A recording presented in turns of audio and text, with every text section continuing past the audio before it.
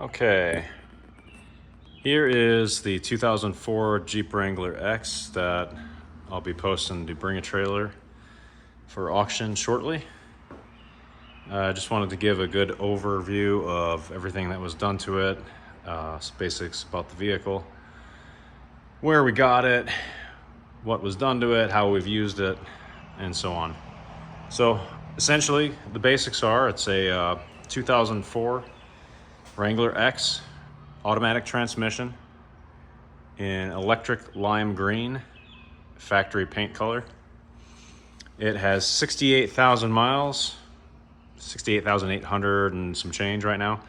We still use it. We take the kids to practice for swim or pick them up from school. Fair weather type of fun vehicle. And we've had our fun with it, kind of made a project out of it and ready to move on it. So on to something else. Might take a break, probably not. But it is from North Georgia. It's spent its entire life here. I believe the Carfax will show that it was purchased in Sarasota, Florida area. Spent maybe 2 or 3 years there before it was purchased from the gentleman that I purchased from. Spent its entire life in Blairsville, Georgia. It was covered during the winter. The car cover will be included. I haven't even pulled it out of the bag, so I don't know what type of condition it's in, but I do know it was covered. It was never really off-roaded. He was a disabled gentleman, so I think he did some light off-roading, maybe some local trails, but there wasn't any type of bashes or scrapes or anything that would indicate heavy use. It was essentially factory when I got it. He had some high offset wheels on it that I absolutely did not like, and those had to go. So picked it up from him with about 67,000 miles and immediately got to baselining everything. And the further I went, the more work that it appeared that it needed, just based on age. There was nothing that was broken, but it was things like old coolant, dry rotted tires, the brake fluid was kind of brown, the master cylinder was leaking, etc. So of course, being the way I am, I saw quite a few things that needed to be fixed, and a lot of it, well, the entire thing was essentially, while I'm in there, I might as well touch it. So we started with the engine, I started with the suspension, and it kind of just went from there. I feel like I hit every minor detail that I could on the vehicle, to include cleaning and replacing any fender liners. This had a factory installed tow hitch, which I discarded because who's towing with this real? Any real weight, you're gonna wanna use a pickup. And I removed that, so you can see on the frame there's no corrosion. It was mounted to these two holes here. And while I was in there, I noticed that the other side of the fender liner was cut for the tow hitch harness install, which simply just is like a piggyback into the factory light wiring harness. So disconnected that, replaced that other side fender liner, and checked everything out, cleaned it all up underneath. It all looked good. So the great thing about this TJ is the exceptional absence of rust anywhere. So we had some light, real shallow mud that was kind of sloppy. Meaning to clean that up. That was the extent of my off-roading experience in it. But you can see the paint is in pretty exceptional shape. I threw a real light buff with a polishing compound on it and some synthetic wax. There's very few body imperfections on either side. There are a few that you can see. Most notably, he had a CB radio antenna mount installed here, which had 2 holes drilled through the tub. I didn't like the way that looked, and I wasn't going to reuse it, so I plugged one up with a Christmas tree. And I found this pretty cool AMC CNC'd brass badge from a guy who builds like boosted 4.0s. But I thought it was a bit of nostalgia. I covered up the hole tastefully. And, you know, didn't quite fix it, but I didn't want to do any body work. So my idea here was just clean it, you know, replace any parts that are worn or aged, and kind of move on from there. Another imperfection in the body is a slight ding to the tub here, sort of a flat spot. It's not missing any paint. I am confident a PDR guy could knock that right out. The rails underneath are very, very clean. I'll include some photos.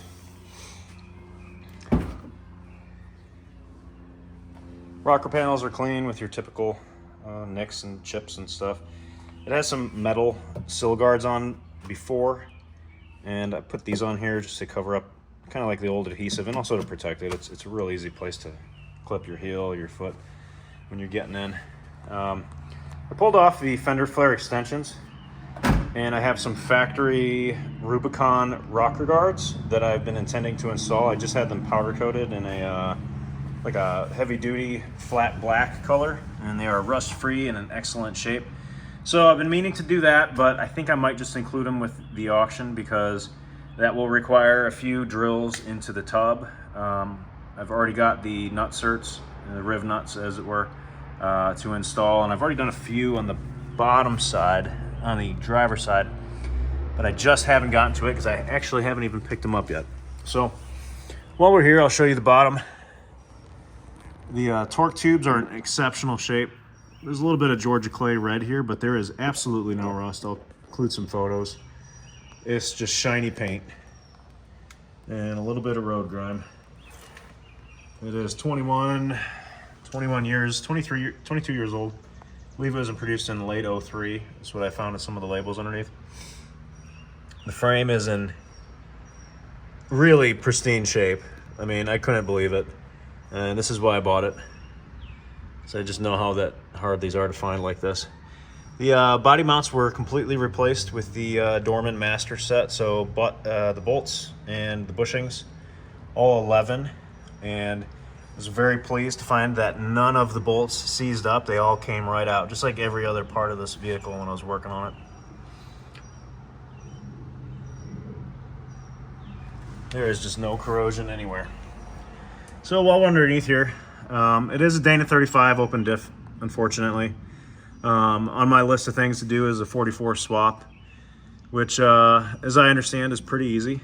So while I was under here, I wanted to just check the condition and everything. And, you know, I got to the transfer case. I said, hey, let's crack it open, check it out, check for chain stretch. It didn't have any, but it did get a new Borg-Warner transfer case chain.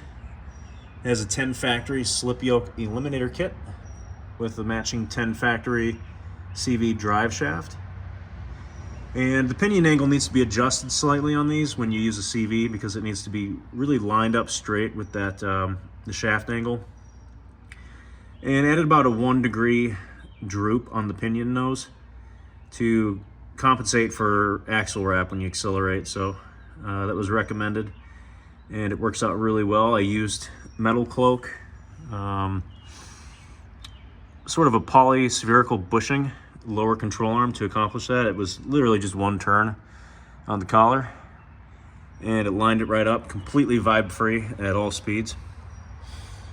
The fuel tank skid was faded and gross looking from the back. It's really on full display.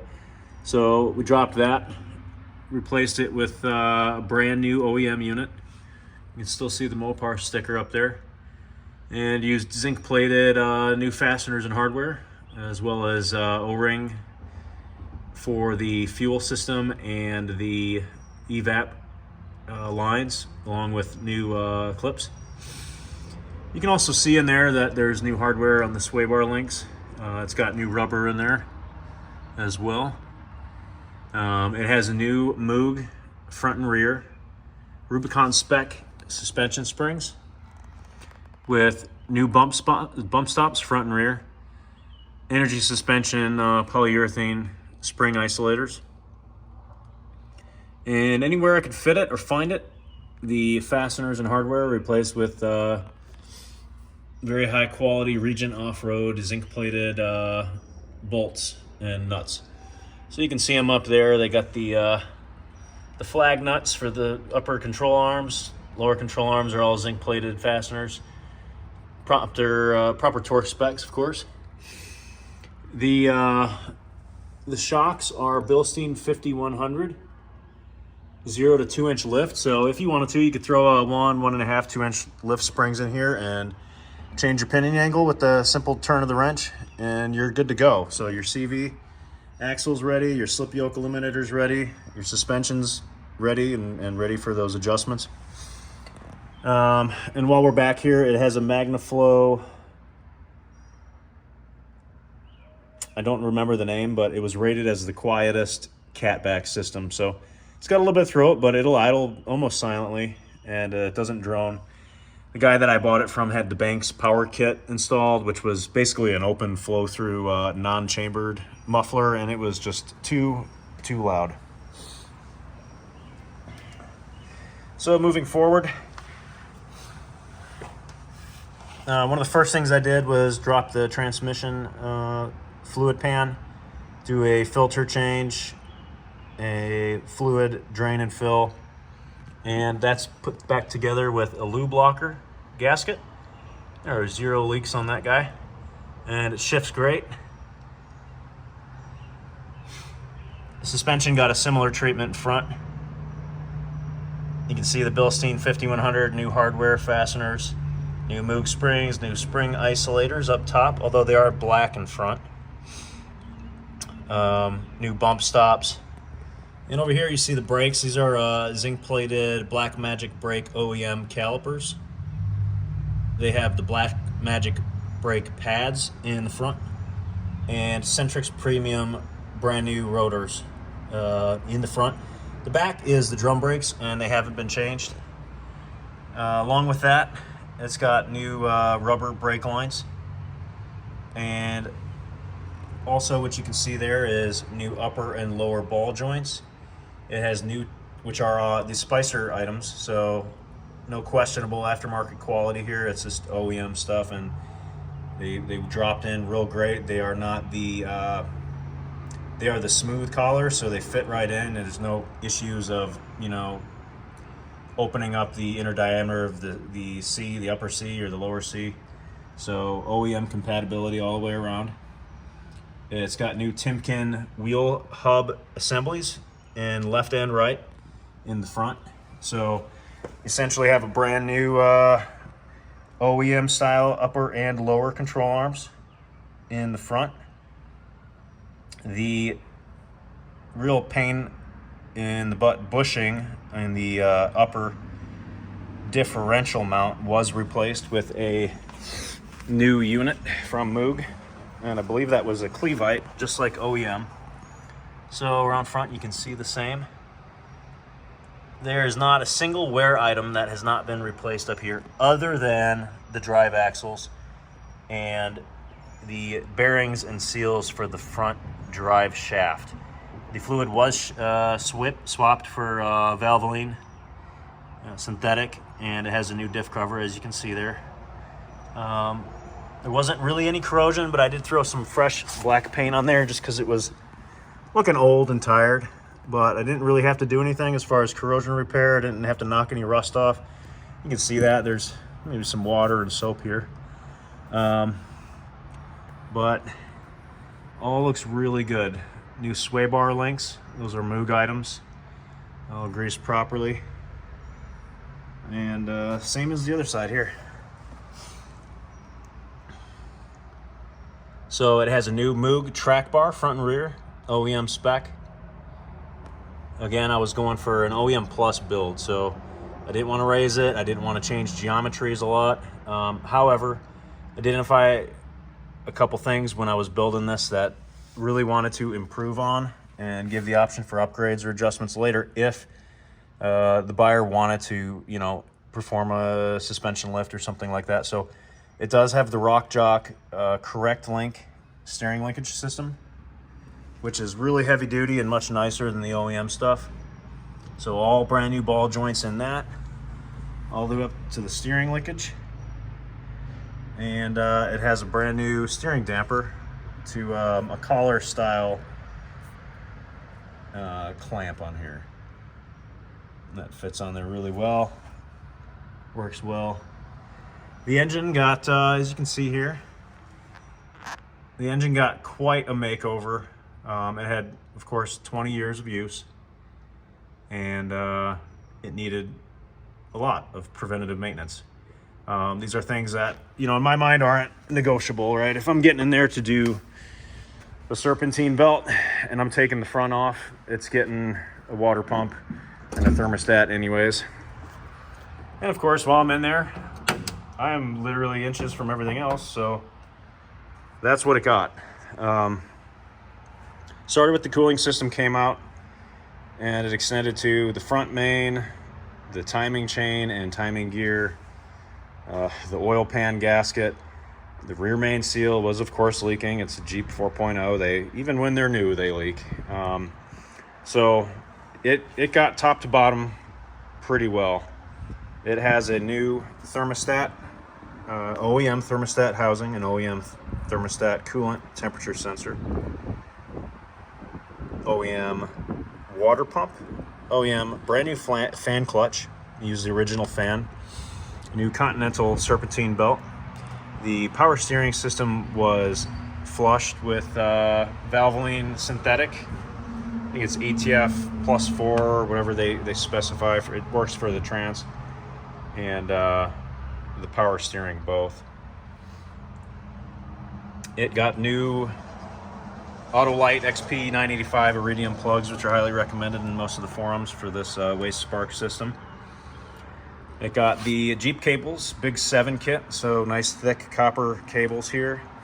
And while I was there, I go ahead and place the order for the external headlight wiring system, which factory will run all of the headlight voltage through the multifunction switch in the console, which eventually burns it out.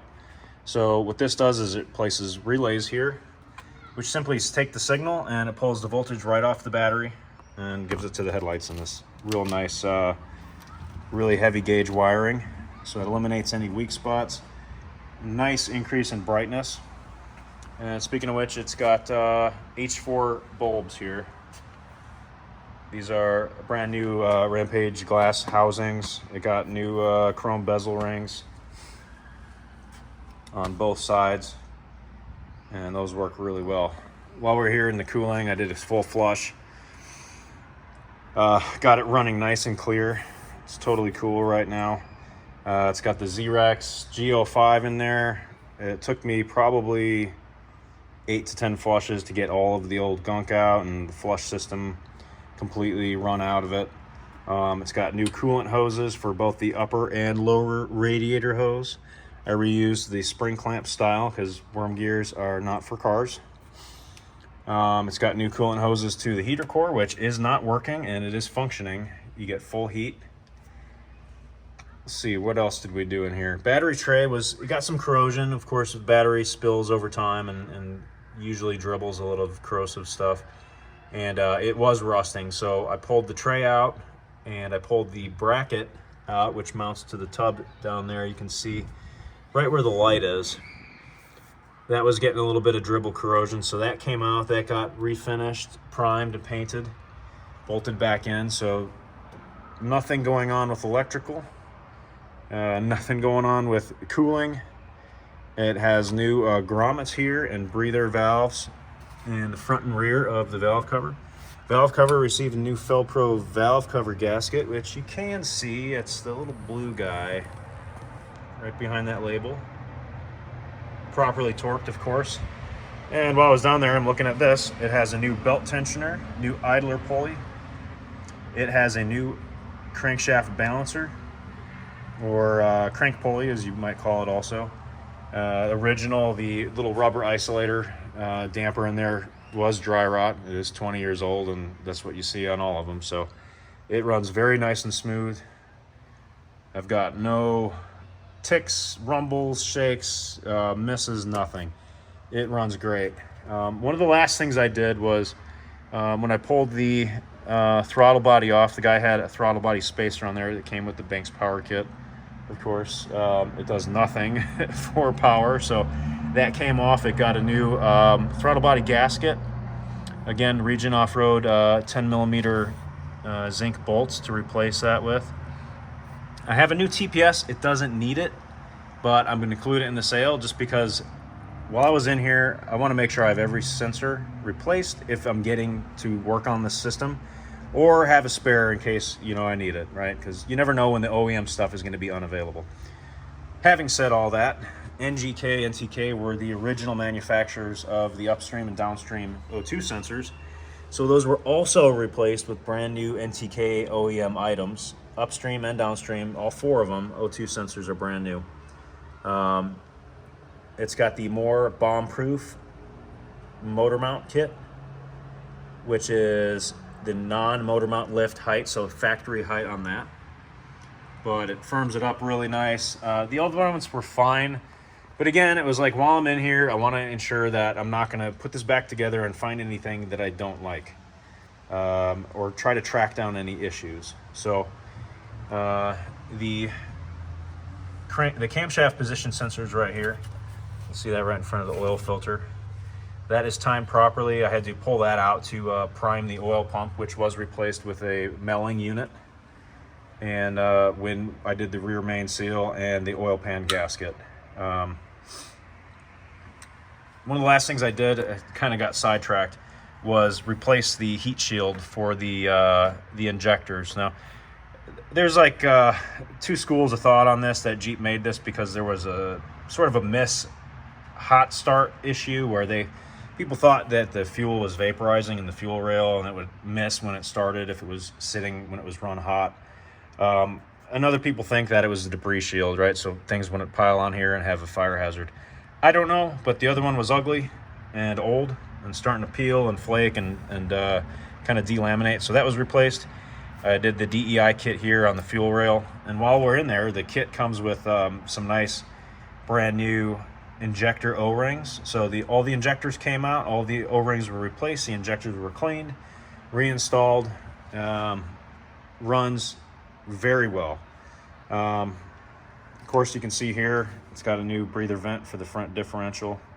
That was kind of old and yellowing. Found an OEM item on that.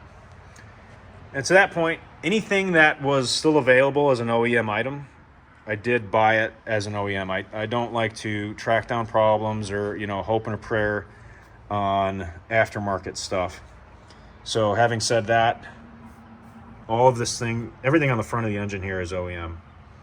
The water pump is an OEM unit.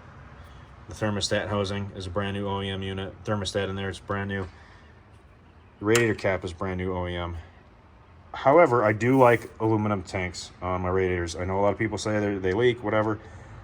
Personally, I've had more plastic tanks break on me, including in Land Cruiser 200. It burst. Kind of, it's a known issue on those. But I've never had a failure on aluminum. So, you know, take it for what it's worth.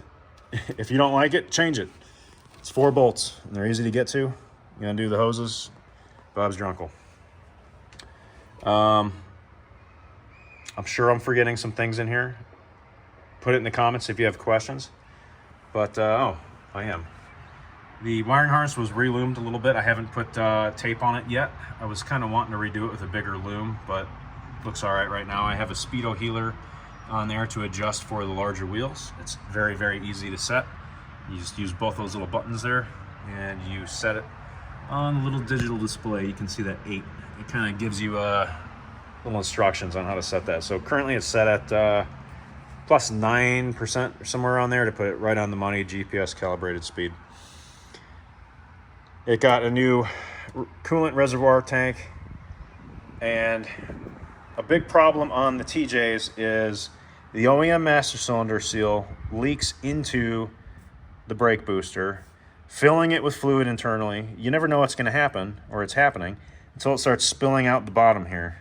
And then what you see on a lot of these is the brake fluid runs down here and dribbles down. So this one originally had that problem because it was 20 years old. So I searched the ends of the earth and did not find an OEM master cylinder. I did, however, find this is allegedly a Bendix OEM manufacturer item from Power Brake Exchange in San Jose. And I found a rust-free, non-corrupted master cylinder from a 2005 Rubicon and sent it along with the original master cylinder to get rebuilt to Power Brake Exchange. They simply sold me a new master cylinder and fully rebuilt the brake booster, which is, I guess, somewhat hard to find somebody that can do that. So that's an OEM brake booster that's been rebuilt, repainted, brand new on the inside, and works fantastically. And of course, recently flushed. You can see the brake fluid is crystal clear. And it's right, I could probably add about an ounce or so, but I'm gonna leave it for right now. While we're looking at all this, we'll pop the radiator cap. It is cold. See, it's clean in there. It's like apple juice. The Go5 looks like almost clear yellow, like that. See, it's not spraying oil or anything crazy. The inside of the engine, I did before I pulled everything apart, I did a BG oil system flush. But everything in there is nice and gray. It is not dark, burnt oil red. Really happy with how this thing runs, and I'll start it shortly. You can tell it's ice cold. Well, not ice cold. It's about 70 degrees today in Georgia. So back underneath, found some new wheel well liners there. I don't remember the company that makes those, but those are real nice vulcanized rubber laser cut items. They fit in great. Both sides in the front. And then there's the ones that surround the radiator as well. It's got new signals, side markers, and front turn signals as well. Again, more of the same from over here. You can see there is zero rust on this thing. It is dirty, forgive me. I'm running to the car wash to get nice and sparkly for the photos. I mean, I'm not kidding. You could eat off this frame. There's zero corrosion. Again, it's a little dirty.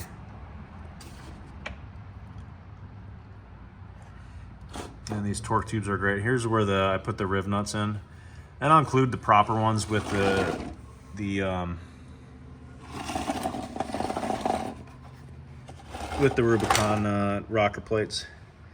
So, of course, to get to the rear main and everything, the drive shaft has to come off. The headers have to come off, which kind of led me down the road of let's do the O2 sensors while I'm in here. And the original front drive shaft was not clicking, cracking, or anything like that. But again, while I was in here, the thing's 67,000 miles old, 21 years old. Got a freshly rebuilt unit and put that in here. As you can see, the black there. It's been rebuilt and repainted. It's got new hardware on that, new U-joints.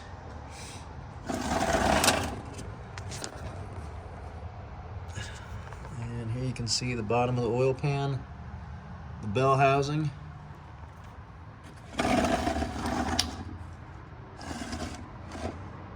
The headers, got some mud splash back there on the fastener. Yeah, I'm taking a video of the Jeep right now, so.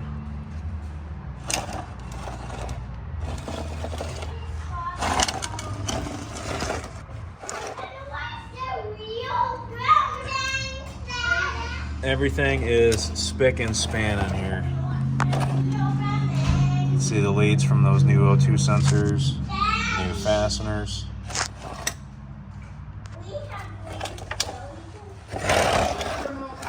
Alright, working our way back. There's the transmission cooler lines. They are dry. No leaks on the transmission. New hardware fasteners for the skid plate. And back up under here.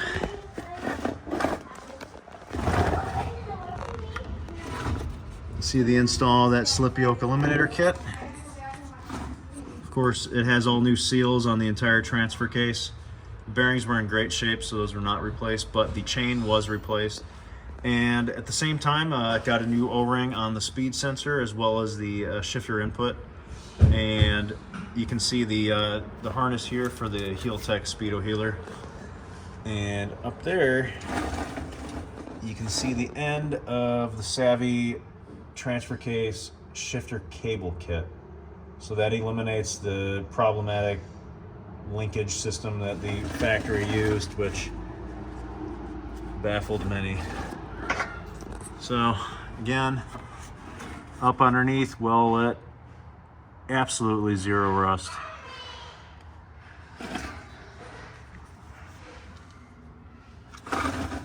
Brake lines and fuel lines are nice and clean.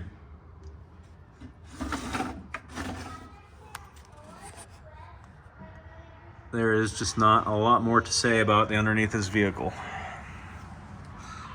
Again, those motor mounts were replaced. I'm sorry, the body mounts. And we'll roll to the inside. So this was nothing short of a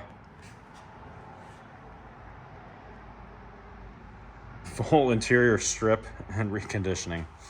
So the carpet came out, again, 20 years old of an old man not cleaning it. Got bed rug liner on the entire inside.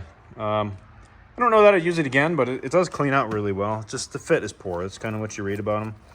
It's sort of like a foam-backed, very rugged carpet. So I think it fits well in the Jeep, but I might try something next time. It has this pre-installed hard panel here for your heels. But otherwise, really good. The cable shifter is great. Snaps right in. It's very unlike factory linkage. It's very firm, very crisp, and confident shift. So the seats were gross too. The center console came out. That got cleaned. I cleaned it in my bathtub with dish soap. Got it nice and clean. It has the Quadratech upgraded subwoofer in there that came with the Jeep. And it's not blown. None of the speakers are blown, but all of these are OEM up in the sound bar. That is the upgraded sub. And it has an aftermarket Sony head unit. It's not Bluetooth or anything like that. So I got to use this cable. I might upgrade that later, or probably not. And here's nice, good shape. And my son is asking me to put Gremlins on. If you give me a few minutes, I will. Yeah. All right, so the seats were pulled out. They were fully stripped, front and back. The upholstery was run through a nice, gentle cycle in the washer. They were put back in, all the hog rings properly installed. All the fabric is nice and tight. There are no rips, tears, cigarette burns, unusual smells or stains. And the back was in great shape, so that went back on with factory cushions.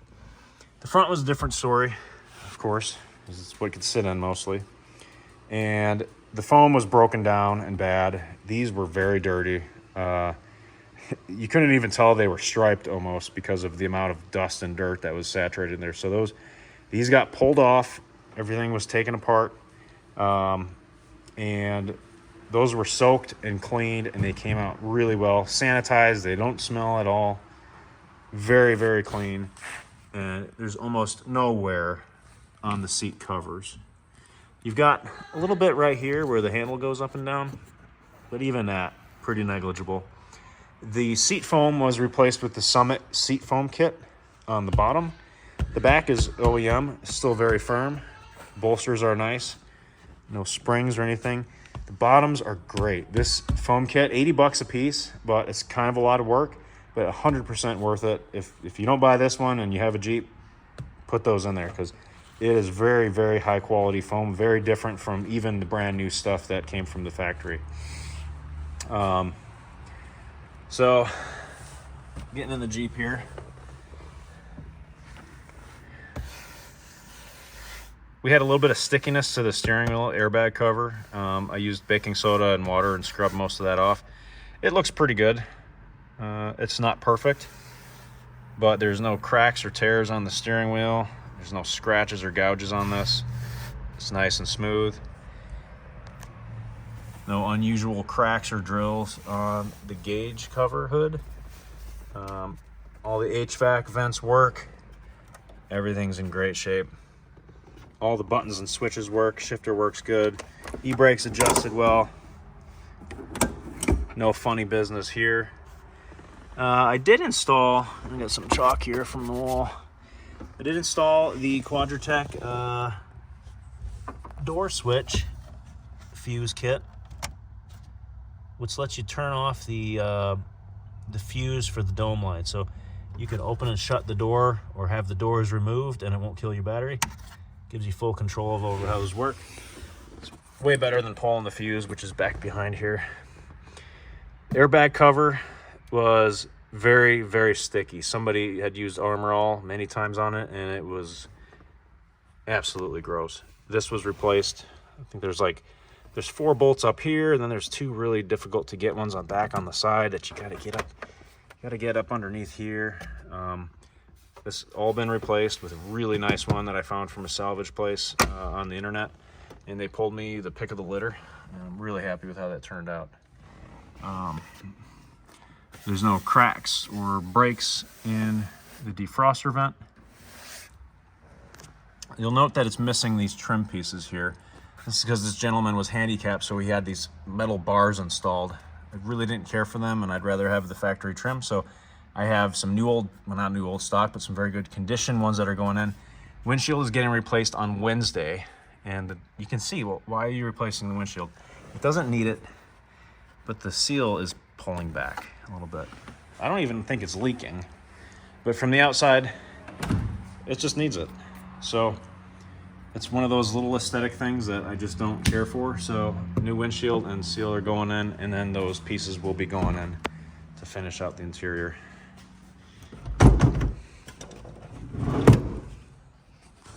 Again, that bed rug covers the entire floor. Excuse the wood chips from the children. They love this thing. You can see that the top is new. So again, the top was 20 years old. It's nasty. All of these were dirty. So the roll bar padding was removed. That was laundered. All in really great shape. It was just dirty. So I'll put back on. Brand new top. This is a Best Top Twill replace the top. So it uses the factory frame. And up under here, it's got the Best Top quick release on the bows.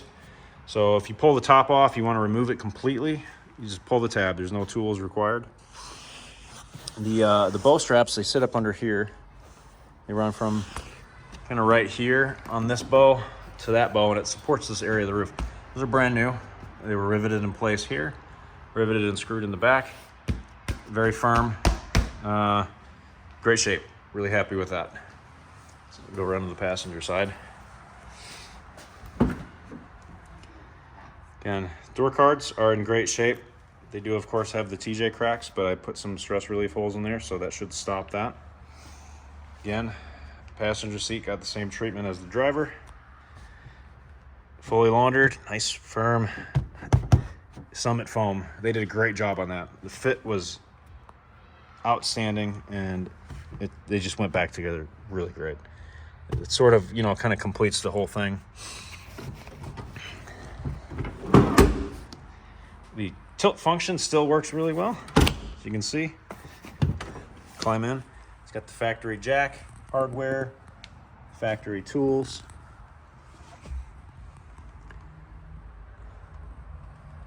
All the carpets really well. It's got Rugged Ridge plastic liners here because kids do like to climb on the tire and climb over. So I was like, don't do that until I put this plastic on there.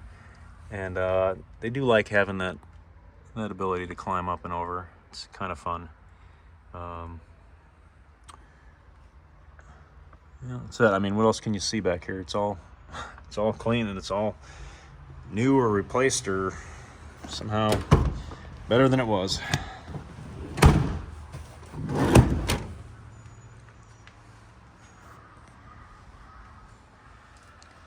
All right, of course, you know, these had to go. These came with the Jeep. I installed them. He didn't know how to do that, I guess, or didn't want to. Windows are tinted. They're in good shape. Door closes well. We wanted to take the doors off, so put some tape around the nuts. Those will be included. They're somewhere in the tool chest. And I put in new Kentrol Delrin door hinge bushings, and that helps you just lift the door right out. Still keeps alignment well,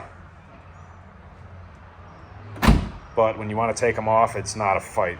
because they're already a little heavy, but the OEM steel ones are very difficult to slide the doors out. So when we were in here, this cowl cover came off.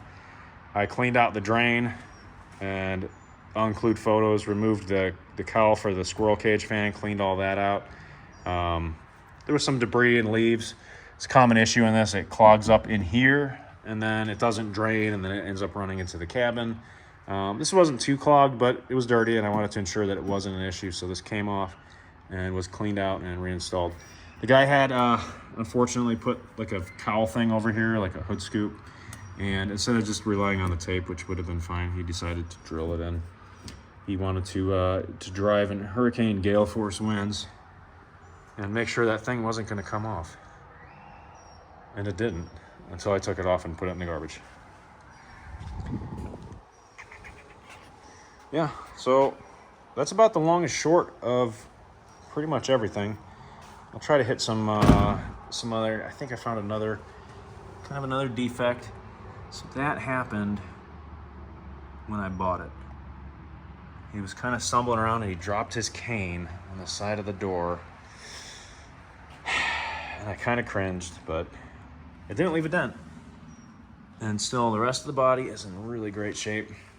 So because of that, I have a Dr. Color Chip paint kit. So the buyer's gonna get this. I am not a paint man, but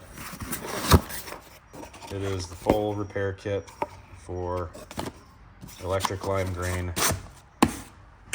Got these mirrors that go in when the doors are off, so you can see behind you and not get pulled over by the police. Again, missed something here. It has a new gas cap, all the new plastic, so it got new fender flares, new gas cap plastic, all this stuff. That's OEM, it was hard to find. This is a remake plastic plate mount. It has Quadratech plug-and-play LED rear lights, which are great. They look good. And it came with the flasher relay, which goes up under here. Real easy install. And I'll show you what these look like. So really nice, crisp, sort of a modern touch to it with the classic aesthetic. You can see it's got the proper flash rate. There's your mileage. 68,821 miles.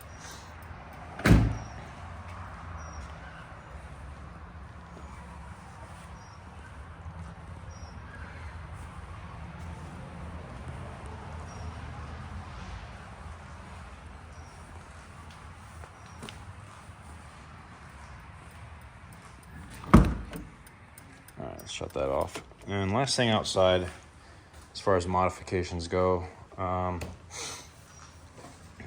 this had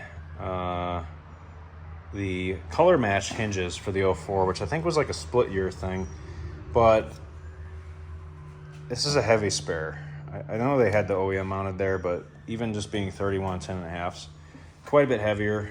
The offset hangs the tire off a little bit more, and I didn't sit right with me, so I did the MORryde tire carrier kit, pulled the hinges off, primed, treated, prepped that spot, painted it underneath there, and did the MORryde hinge kit, which is awesome because it opens up really wide, very heavy duty, and it reinforces the whole tailgate itself as well as the hinge system with this with the support plate that ties into the roll bar hoop. So any additional weight, they say it's good up to 35s. I think that's crazy, but you can see extended the bumpers, support that tire here and there. There's a non-cracked OEM tire carrier. Watch this. Nice and clean closing. These are brand new Falcon AT4Ws. Really great tire, very quiet on the road. All right, and one more thing here. You'll see that on a lot of TJs, you get some weathering and some wear on this part of the frame cross member. And of course it was no different here. So it had some really terrible tubular bumpers on there that came off. And that's the only thing that is omitted from this TJ is there's no front and rear bumpers.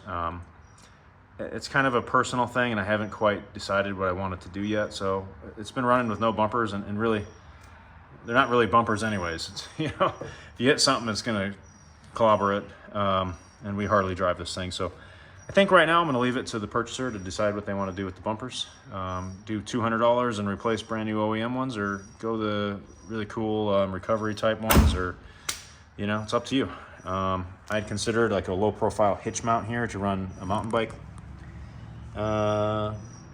you know, bike mount or something like that, but I also have a pickup truck that I mostly drive.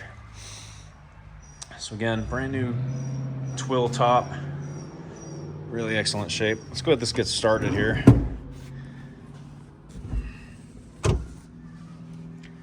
And see what it sounds like.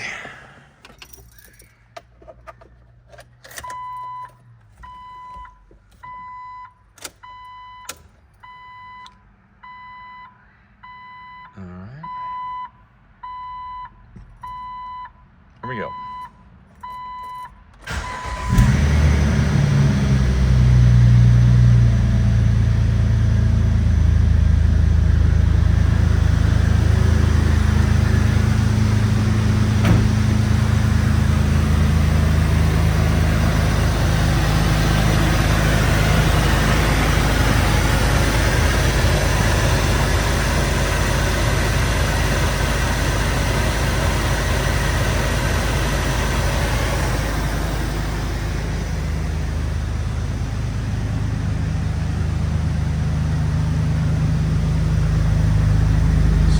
Smoke back here at all.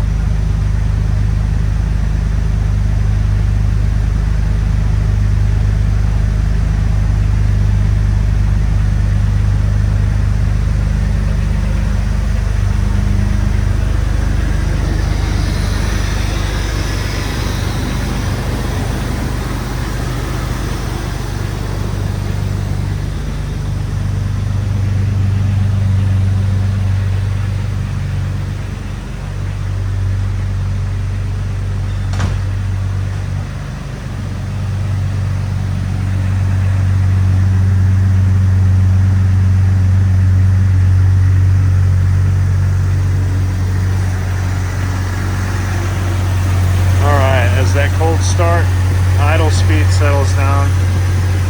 You'll hear the IECV close, and you'll get that kind of a whistling noise from the cold air intake. It gets quieter. You can certainly hear it on a cold start. It sort of has that loud hissing noise.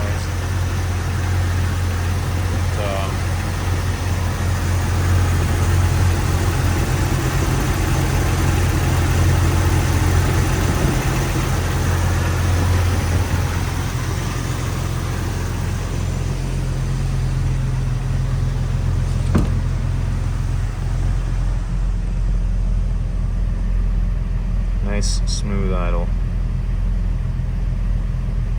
So while we're at it, when I did the motor mounts with the solid mounts, it did introduce a little bit more vibration into the body, into the cab. When I replaced the body mounts, it totally eliminated that. So the old ones must have just been really hardened, and the new supple rubber, it smoothed it out in the cabin. Really great change for pretty low cost with a little bit of labor.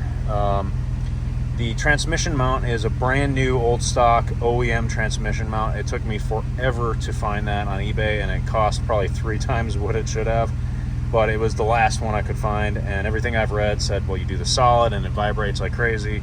If you get the Dorman or the remakes, they're just the wrong durometer rubber, and they're not good either. So I was really happy to find that, and it's very supple, very smooth. There's no vibes in this thing going on the road from the drivetrain. Power steering is really tight, so it is aligned perfectly, and it tracks very straight down the road. You can see there is almost no wiggle in the steering wheel, and even that, you're getting deflection in the tire. I'm going to keep doing just what I'm doing right here. Just a little bit of movement. I want you to watch the wheel.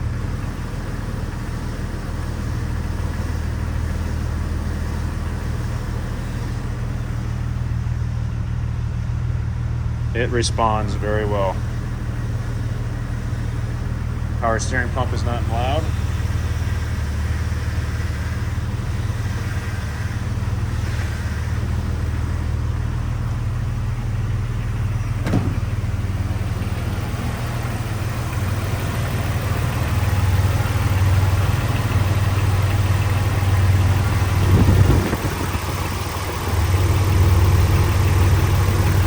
There's no sign of blow-by.